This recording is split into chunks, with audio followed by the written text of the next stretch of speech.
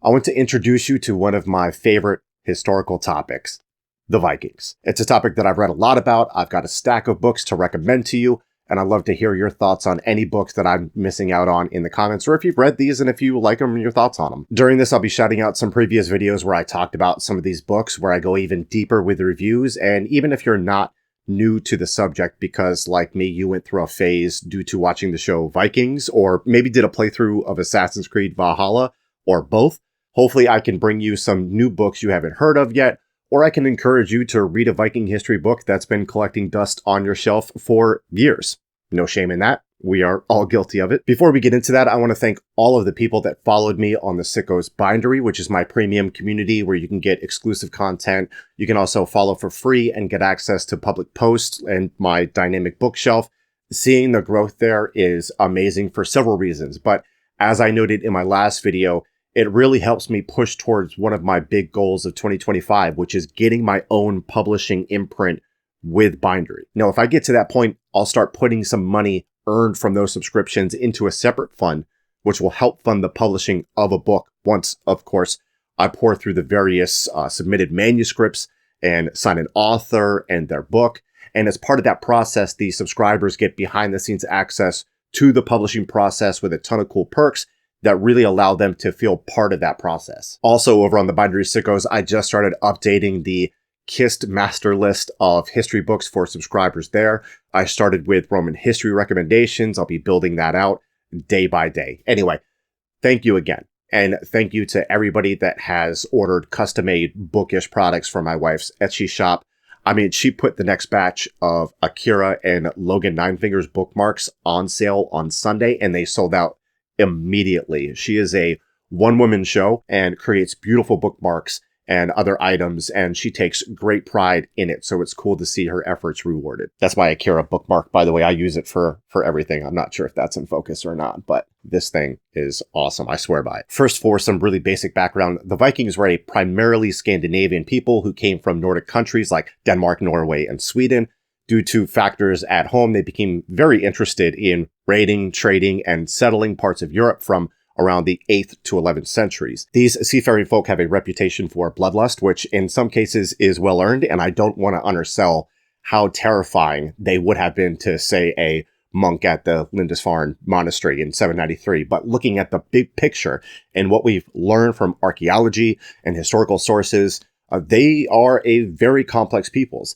I mention that because the book that conveys and captures that complexity and leverages that type of evidence the best is The Children of Ash and Elm, A New History of the Vikings by Neil Price. It's the most comprehensive book I've read on the topic, and it is incredibly thorough. Now, this has its positives and its negatives, which I unpacked in the History Sickos Book Club reviews for Q1 2024 video. As I've mentioned before, this is not just battles and raids. You get the full cultural and mythological panorama from an archaeologist's perspective. I struggle with that word so much. So I'd say this is more for the hardcore enthusiast than a general audience looking for more of a brief and accessible overview. But I do think that this still has a pretty decent appeal overall. And think of it this way, this has to be detailed because it's Price presenting new theories and counter arguments. And therefore he has to have a high level of detail to make sure that all the I's are dotted and T's are crossed, which again, may work for some, may not for others. Now, if you're instead looking for something more accessible and brief, look, you can probably take this down in a weekend if you're locked in. May I present to you The Seawolves, A History of the Vikings by Lars Brownworth. This is going to feel more like the Viking show in that there's a good deal of coverage on raiding and pillaging, and in general, the more violent aspect of the Vikings is covered. You're going to get chapters on characters like Ragnar Lothbrok and Rollo, two central characters of the Viking show. Like, this was published a year and a half after season 1 of the show hit the screens. So I think the author knew what he was doing in capitalizing on that momentum. So good on him for that. And I mean, listen to some of the chapter names here. Charlemagne's Tears, Thurgo's the Devil, The Great Heathen Army, England Under Siege, The Battle of Clontarf. That said, it still does explore other topics like explorers and traders and whatnot. So it's not just blood and gore, but it is a lot of that. So if that's your kick, then this would be a great starting point before expanding out. Now, there's a couple other general overviews worth mentioning here. I mean, there's a ton of them. It's oversaturated, but I'll just focus on the two that I have on hand right now. First is The Age of the Vikings by Anders Winroth. You'll bounce around various topics fairly briskly in this one, and they cover the home front, where there was a heavy focus on farming. You'll get into immigration, shipbuilding, their coins and trade goods, their religions, and other cultural aspects like Viking art. So this is slightly more detailed than the Seawolves. Also, like Children of Ash and Elm, this isn't organized chronologically, but by themes. Just wanted to note that if you're looking for something that tells the story from front to back. And up next, if we are excluding Children of Ash and Elm and keeping it with this trio of accessible general overviews, the most dense of these, but still pretty manageable, is The Vikings by Robert Ferguson. I wonder what that's about. So this is another book that attempts to correct or rehabilitate the Viking reputation by in part focusing more on the cultural and societal aspects, which are far more interesting than I could have imagined before digging in on this subject. Like, they're weirdly progressive in some ways that you just didn't see back then. That said, this doesn't shy away from their brutality. Now, of the trio, I found this one to be the most dry and hard to follow. It felt somewhat choppy to me, so if you need your history writing to sing, this one might not be the best one to go with. I think it also assumes the most overall knowledge from the reader. So yeah, I'm still putting it in this stack because that might just be a matter of my preference, and I still think it's a perfectly cromulent book overall. Putting aside introductions and overviews for the Vikings, let's spice it up with something that has more narrative focus and flow. And for that, I've got a banger because I love The Wolf Age, The Vikings, the Anglo-Saxons, and the Battle for the North Sea Empire by Torshire. And I know the pronunciation doesn't match the spelling, but I swear that's how he chose to say his name in an interview, so that's what I'm going with. To give you an idea of how zoomed in this is, the North Sea Empire, also known as the Anglo-Scandinavian Empire, was the collection of Denmark, Norway, and England, and it only lasted from 1013 to 1042. And like, yeah, you're going to get some background coming into that, but this book mainly focuses on that specific period. You're going to get coverage on Sven Forkbeard, great name, King of Denmark and Norway, who conquers England in 1013.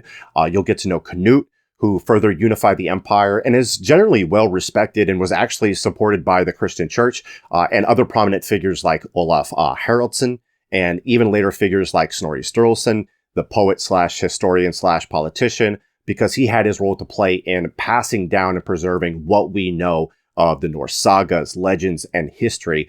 And that's not even talking about the English side of the coin, which there are plenty of interesting, fascinating characters from that covered here too. As an aside, this is the first major book on the Vikings from a Scandinavian author to be published in English. And I personally love when we get a viewpoint from the other side of things. And not only that, but the dude can write.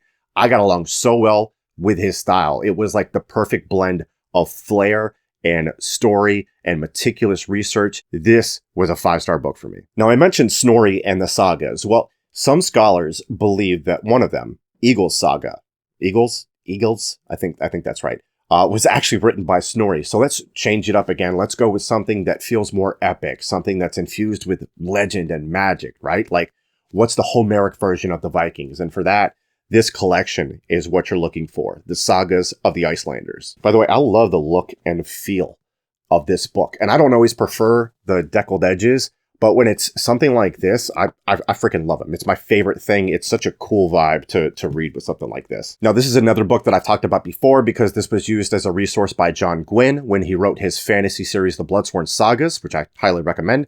And I did a video where the prompt was, if you like this fantasy, read this history, so check that out. But I mentioned Eagle's Saga, which is considered to be, if not the best saga, one of the best. So just to give you an idea of what to expect with something like that, Eagle is a warrior poet and farmer in the 10th century. And this starts out giving the account of his ancestors, including his grandfather, who is supposedly a shapeshifter that people called Nightwolf, which is really cool. Anyway, we follow Eagle's whole life as he tries to avenge his father's exile from Norway. He also runs afoul of the Norwegian king, Eric Bloodaxe, another great name. That was over an insulting poem that Eagle composed about him.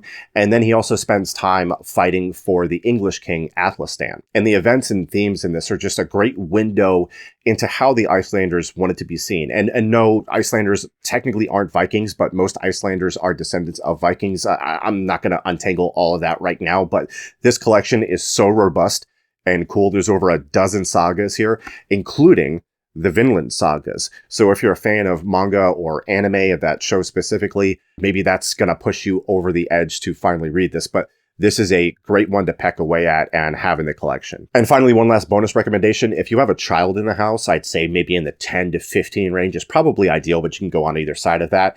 If they love history or you want to nudge them that way, if you're a fan of the Rest is History podcast, then you know who Dominic Sandbrook is. And he does this series called Adventures in Time, geared towards younger readers. He's got one called The Fury of the Vikings that has a collection of historical topics in it.